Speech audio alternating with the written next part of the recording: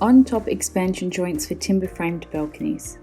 As discussed in timber frame segment, the movement that occurs with framed construction occurs over the entire surface and continually making intermittent control joints ineffective.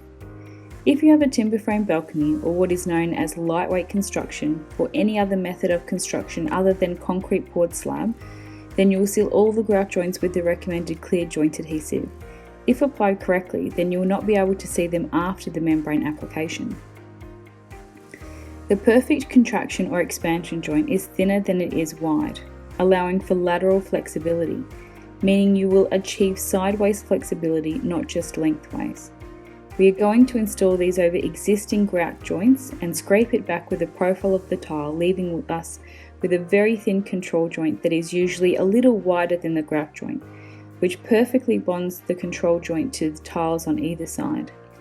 The easiest way to achieve this first time is to pump out just enough joint adhesive so that you're not needing to remove too much excess, and using a plastic scraper that is probably about 3 inches or 75mm in diameter at a right angle, scrape the joint adhesive over the grout joints. This will perfectly smooth the joint adhesive with the profile of the tile, removing any raised sections, as these would be seen after the membrane installation. If you end up leaving the joint adhesive exposed for longer periods of time, you'll notice that it attracts dirt and dust and may need to be cleaned before application of the membrane.